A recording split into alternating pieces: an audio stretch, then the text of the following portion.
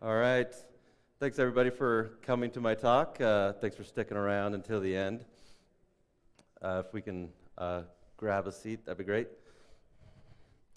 So my talk is about rolling your own Pentest distro, hopefully getting your own system set up and configured the way you want it.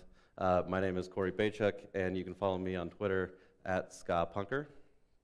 I am a cybersecurity consultant with LMG Security. I'm also our Pentest team lead, so that means one of the things I'm responsible for is making sure that all our tools and techniques are the latest and up-to-date and usable, and so that's what led to this talk, is making sure that we have systems that are ready to use for pen testing. I have 10 plus years experience in IT. I do all kinds of security testing, and before that I was an engineer at an MSP. Just really quick about LMG Security. We're a small cybersecurity consulting firm. We're based out of Missoula, Montana, and our CEO and founder, Sherry Davidoff, gave the keynote about data breaches. So let's get started. Choosing your Linux distribution, this will be your first place to start. This is a very personal choice for a lot of people. This talk specifically is about pen testing. So Kali, Backbox, Parrot, BlackArch, Pentoo, Samurai, you might be familiar with these penetration testing focused distributions. These are great projects, and they're really nice if you need to spin up a temporary OS to get some testing done and just kind of have tools already installed, ready to go. They shouldn't, however, be your day-to-day operating system. They're not intended for stability, daily use, and likely you'll end up with a buggy system. You might have experienced this at some point if you've used any of those. So I want to talk about using something more reliable. My top two recommendations would be Ubuntu and Fedora. I'm a big Ubuntu fan. I think it's great. I think it's one of the most stable and kind of well put together distributions.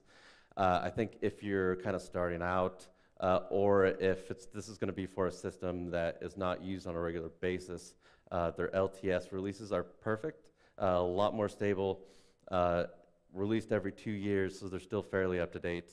For my desktop daily use system, I do use the latest version. Fedora is also a great choice. They also have a 2-year release cycle, but they don't have an LTS release.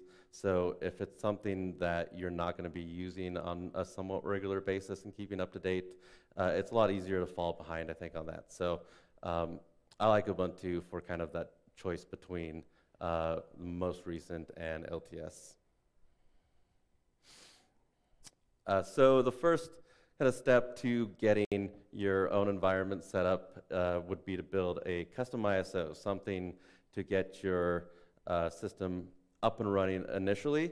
Having your own ISO is also really handy for us when we have a client that we need to have a system spun up within their environment. So if we're doing an internal penetration test, if we want a system on their network, this is kind of the easiest way to do it. Having an ISO makes it really generic, so whatever virtual environment they have, or even if they want to spin it up on hardware, it makes it really easy to do, rather than dealing with some sort of virtual image that might be different from the virtual environment that they have, something that needs to be converted. Most of the time, our clients are not super tech savvy, so they may not be familiar with installing Linux. So having an ISO that they can just spin up and does everything for them makes it really easy to get our system up and running within their environment. When you build a custom ISO, I would recommend keeping it as simple and generic as possible. I wouldn't add a lot of customizations. When you need to update it, you want it to be fairly simple so that switching to a new version of a distribution is going to be fairly easy for you to do. The main reason for creating that custom ISO is the unattended install. So this is the really nice part and what makes it really easy on the client. If they don't have to answer any questions during the installation process, it'll just go through and do the basics that we need to get it up and running. So there's a couple links here for Doing that with Debian, so its method is called preseed. There's instructions. The documentation on this has generally not been very good, unfortunately. The system has changed a little bit and uses new directives, but it has gotten a lot better. There's also a GitHub project from Netsun. He has a script that'll help kind of automate the whole process of building a custom ISO. It is a few years old, but it still works great. I've been using it and kind of have my own custom version of this, which I hope to have up on GitHub as well pretty soon. If you're using Fedora, the process for doing the same thing would be a Kickstart file. So the tasks for an unattended install, these are the basic things that we set the ISO up to do to get you kind of up and running initially. So enabling DHCP if it's going to be available, or we also build another ISO for static IPs if the client knows that they're going to have to give it an IP address. This would be the only prompt during installation that they would need to mess with, and so this is usually fairly easy for them to do, to just plug in the static IP. The other thing that we have our custom ISO do is run an egress shell script. So this will create a reverse shell back to a system that we have up and running, and this will give us that initial access to that system once it's actually installed and up and running and has a connection outbound. So we run this in the RC local script. This will let it run on startup. And then the only other thing would be enabling SSH, setting your SSH keys, and then add your own key to the authorized keys file. So this will give us access to actually log into that system when it's made that reverse shell connection back to us. So that's pretty much it. There's not much customization that we do on the ISO. It's pretty basic, and this keeps it pretty standard and easy to maintain. So once we have that reverse shell connection back to us, we have a script for doing post-installation tasks. So this will do 99% of the setup of all the tools, everything we need. This is a basic version of a script that's up on my GitHub right now, and I will be adding to it continually. I'll have a link to my GitHub at the end. This is just to kind of briefly give you an idea of how easy it can be to create a script that will set everything up for you. So rather than anytime you spin up a system, getting on and installing packages as you go, it's great to get in the habit of having your own script that sets up your system for you. So just going through this, the first thing it does is update the distribution packages, gets the system completely up to date to that point. The next thing it does is just some basic installs from the repository, some other packages that we need to install the rest of the tools. And then it sets up my Tmux environment, which I'll get into later on in the talk here as well, and then runs the PTF tool, which I'm going to talk about next. And that's it. So it does an update, does a few installs, and this pretty much gets it up and ready for pen testing. So the penetration testers framework, it's a fantastic tool. It's written by Dave Kennedy. I think it's one of his best. It's one of my favorites. Before I started using this, it was just such a mess of trying to keep all our tools installed up to date, make sure everybody had what they wanted, because some testers like other tools better than others. So even if I wasn't using that tool, I'd have to maintain it. This just greatly simplifies everything. It's super easy to use, super easy to customize. So just a little overview on the tool of how to use it. It's pretty simple. You can install modules individually, which I think is not the most ideal way to use it. You can use a custom config file for automatic install. So there's a config file. You just list the modules that you want to install, and then you can automate the installation of all those modules with one command. So you just run PTF with the command update all, which was in that initial setup script, and it installs everything for you and will update everything for you. It's also super easy to create your own custom modules with the PTF framework. So this is an example of a module. You can see it's not very complicated, not that many lines. Basically, just set your installation type. So it can be from Git, it can be from SVN, or it can just be downloading a file. So you specify that. You specify any distribution-specific dependencies that tool might need. And then you can also list any commands to run afterwards for setup.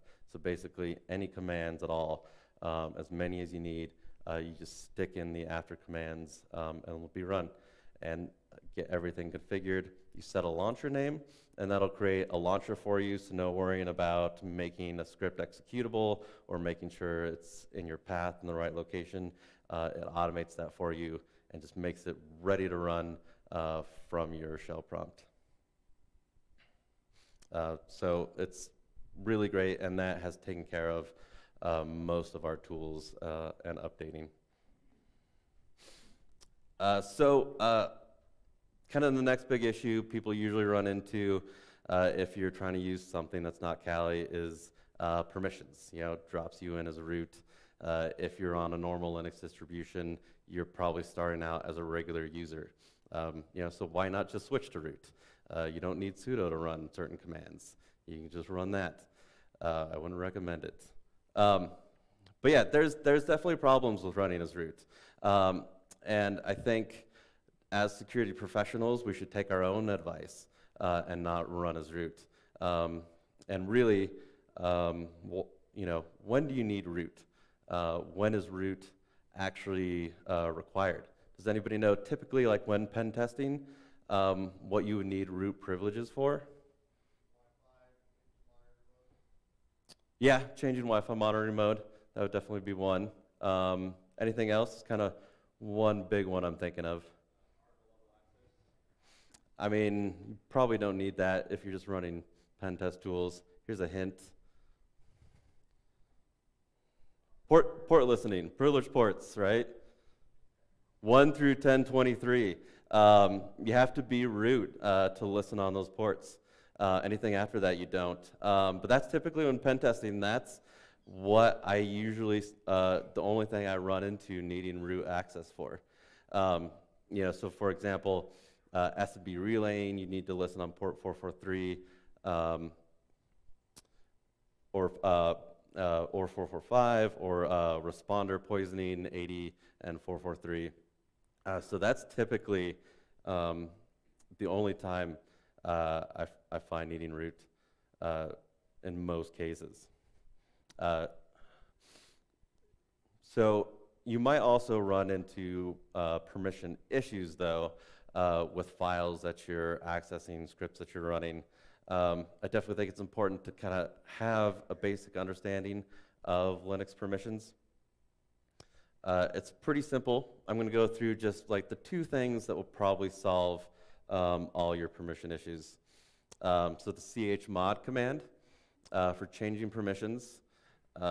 Don't just set everything to 777. I hope you're not using that.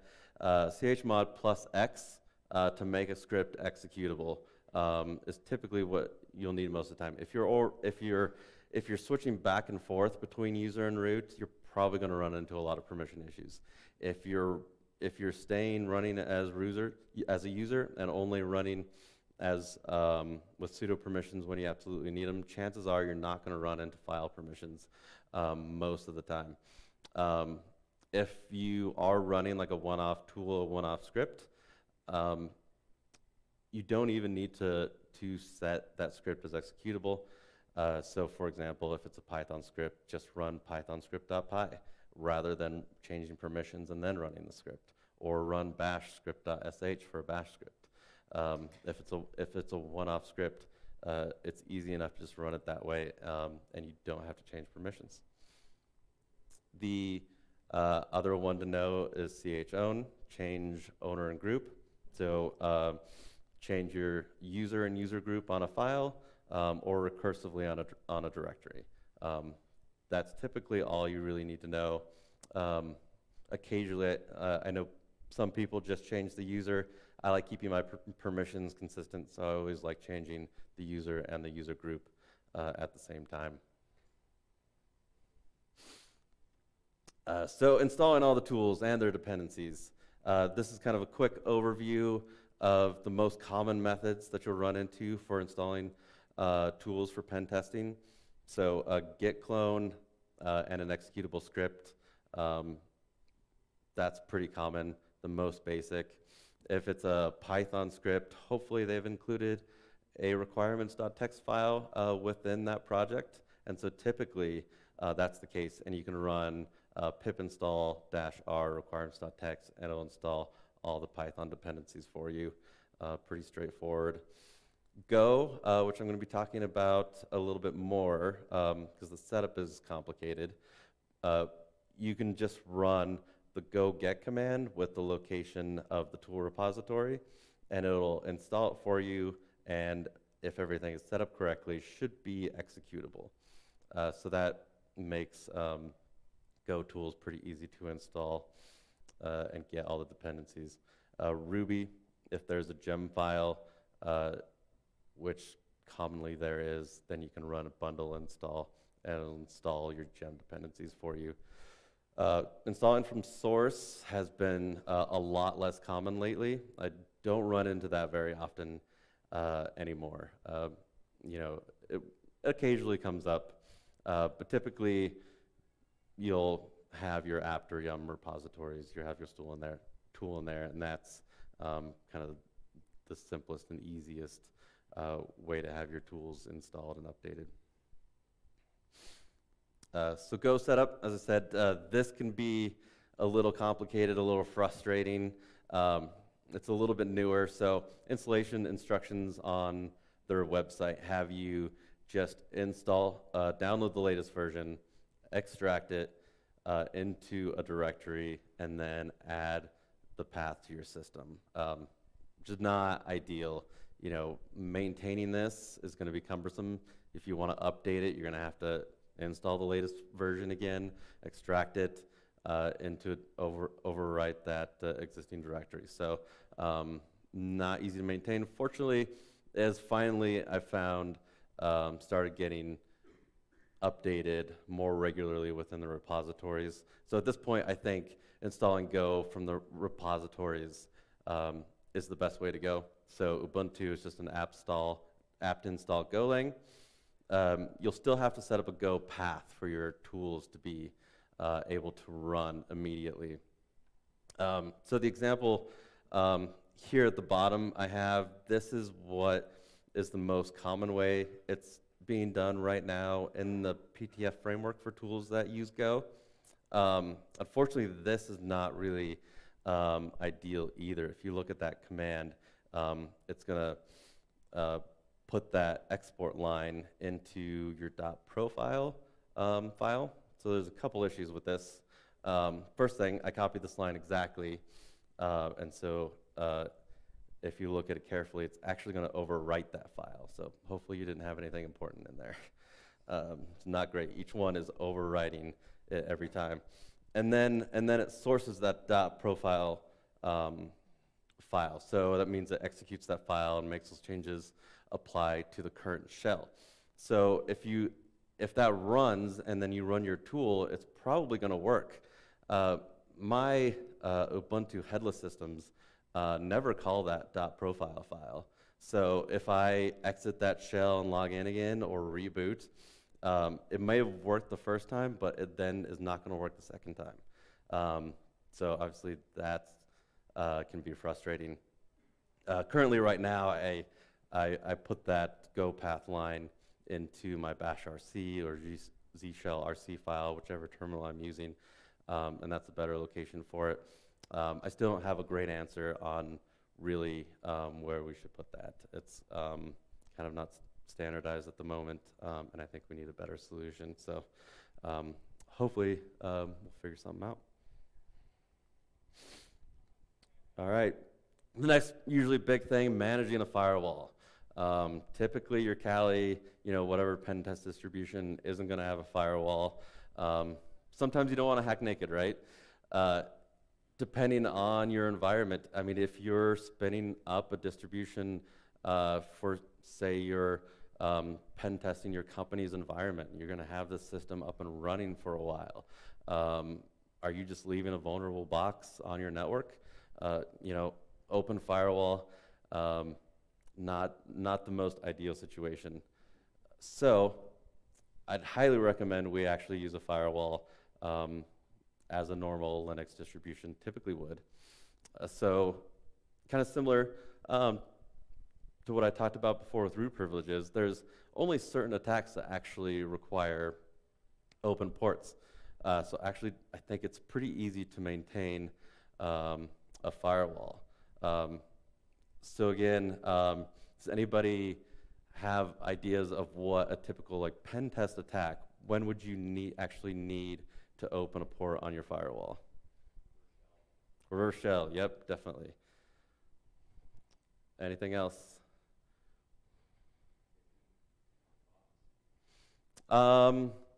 Possibly, yeah, if you have some sort of callback, yeah, could be phishing.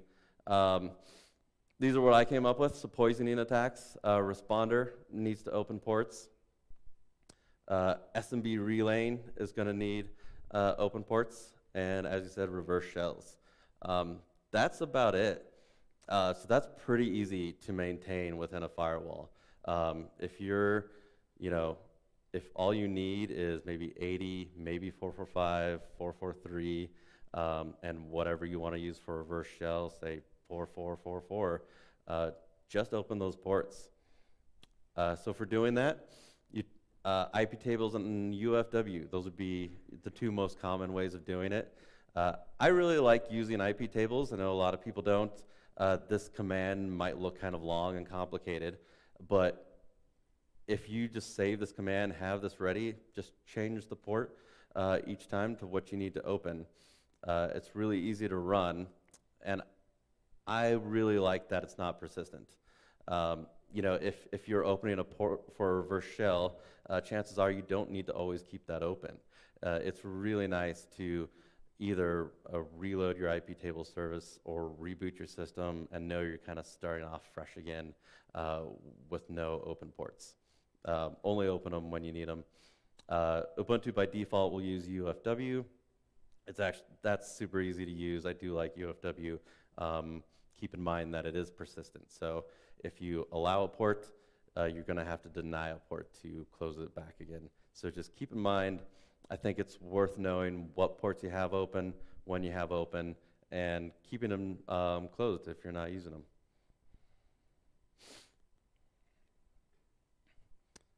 All right, so next thing I want to talk about is using virtual environments. This will help getting your tools running if there's specific dependencies that they need. A lot of tools do not play nice with others, unfortunately. So in virtual environments, I'm going to talk about kind of the simplest version of that for using tools. So there's Python's pipenv. I really like this tool for maintaining Python virtual environments. Really easy to use. Pip install pipenv installs the tool for you. Pipenv install sets up your virtual environment. So it installs a Python virtual environment for you. If you need a specific version of Python, maybe you need an old version for a tool, or maybe your system is still set to Python 2 by default and the tool needs Python 3. This is a really easy way to maintain that. And then you can enter that virtual environment with pipenv shell. And that's pretty much it. Similarly, with Ruby, RVM does the same sort of thing. Who here's ever had issues with Ruby dependencies? Right? Definitely an issue. RVM, I love, solves that. One-line installation. So I have an example here, getting the Ruby version that Metasploit requires. So if you set that, you can just RVM install that Ruby version for Metasploit, RVM use that Ruby version, and then your Ruby is set up to run Metasploit properly. All right, now on to some of the kind of the cool stuff, the fun stuff, customizing your system, making it your own. The biggest thing for this I'd recommend, script everything you can. Script your preferences. Make sure they're saved.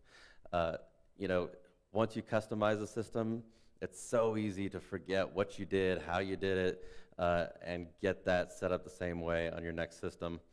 You know, you could use the default, but I love starting a pen test with a system that's already configured the way I want it. I know how everything is set up.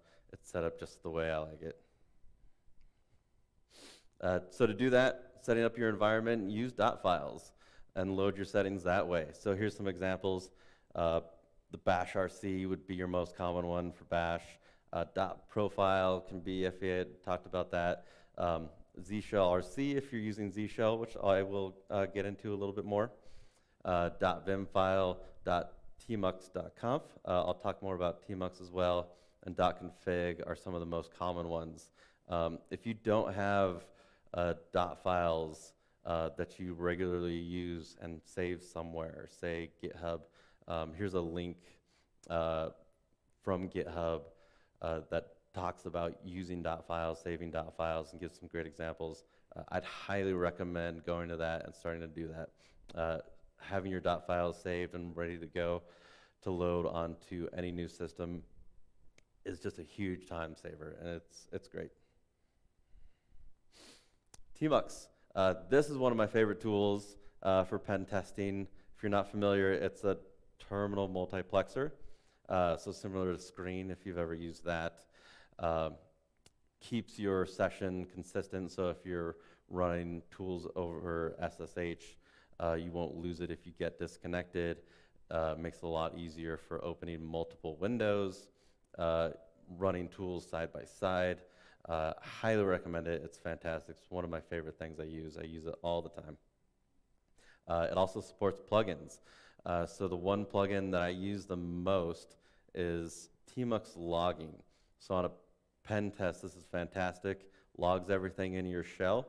The way I do that is in the bash profile file or whatever environment file for the system I'm using loads.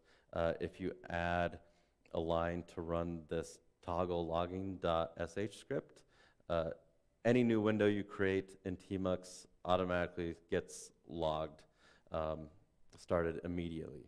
So it makes it really easy. You know, you get distracted on pen tests, you're going for DA, you forget to save a command. It's right there, really easy to go back to your logs and view it on the terminal, take your screenshot after the fact. So Tmux is fantastic when you're pen testing.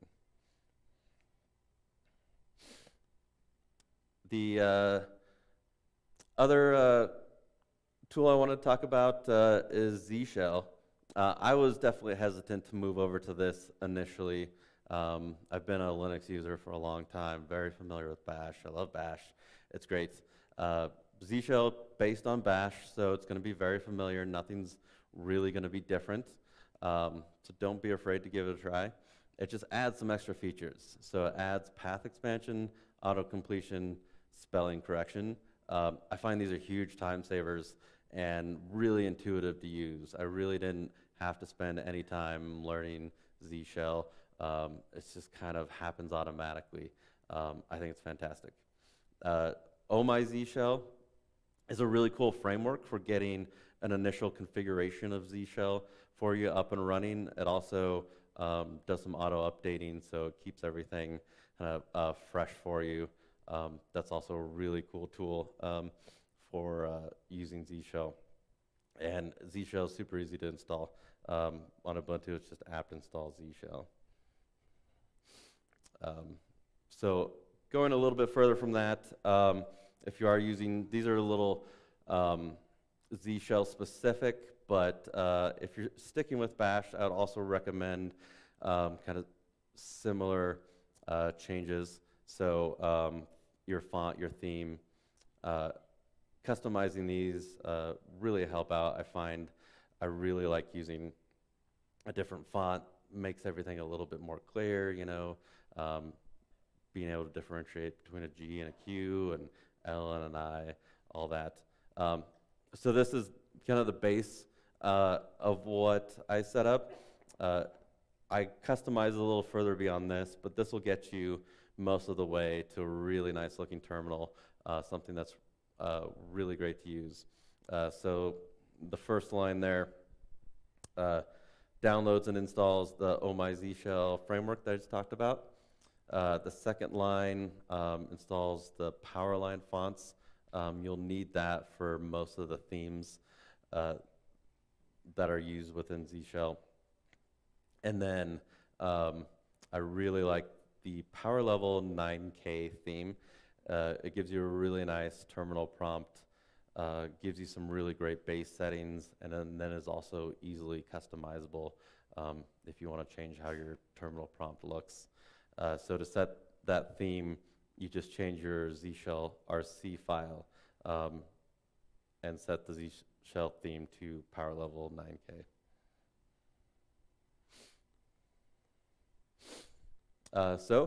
Once you've done all that, this is just gives you an idea of what it'll look like. So that's the screen fetch tool that gives you some information about your distribution. You can kind of see everything's nicely colorized. The terminal prompt indicates you're at home, gives you the time, which can be handy to have available on a pen test. A lot of times I'll modify this to have an even smaller prompt. So if you have a long command, you got a screenshot. It's nice not having necessarily your username and host name on the terminal prompt itself. So I'll usually get rid of that.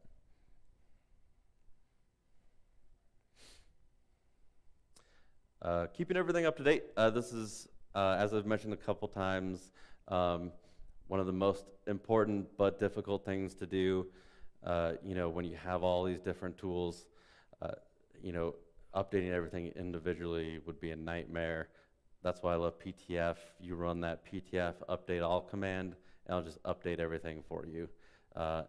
Anything that's in there, and that's why I think it's also important if you use tools that aren't in the PTF framework to just create your own module. It's worth spending the extra couple minutes to set that up, to keep it maintained and be able to replicate that install.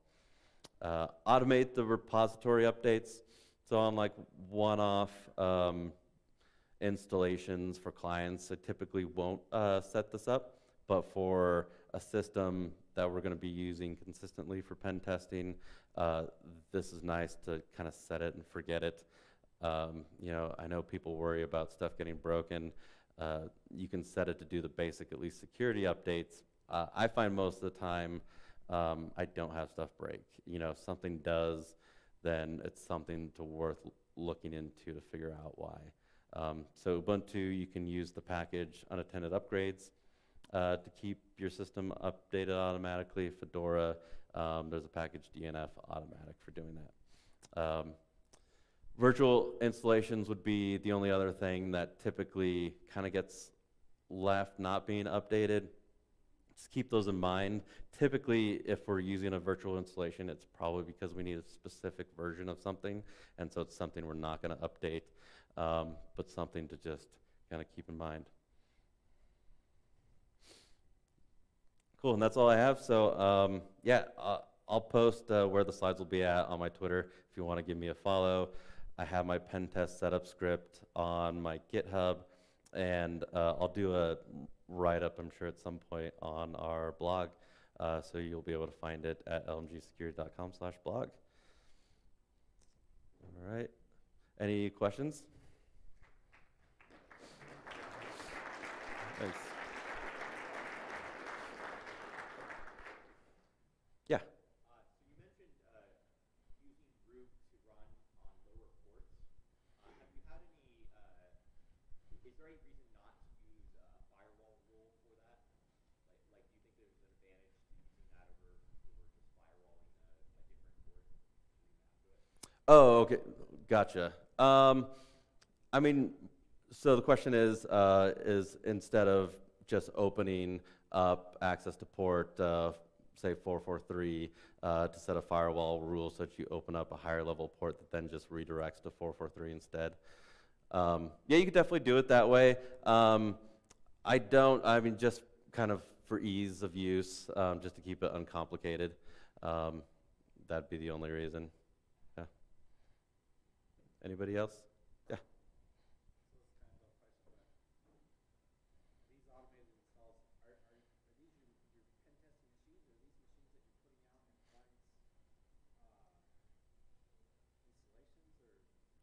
Yeah, so these are machines that we're pen testing with. So these would be our systems. You know, but when we're doing an internal pen test, you know, if it's not a red team engagement, typically, you know, we're gonna start from a position of already being on the client's network.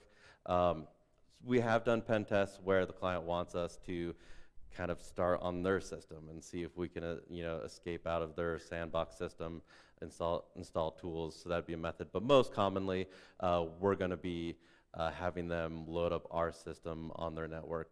So from the perspective of a malicious insider who can, or somebody that can plug a box in. So yeah, it would be our system fully under our control, just on their network.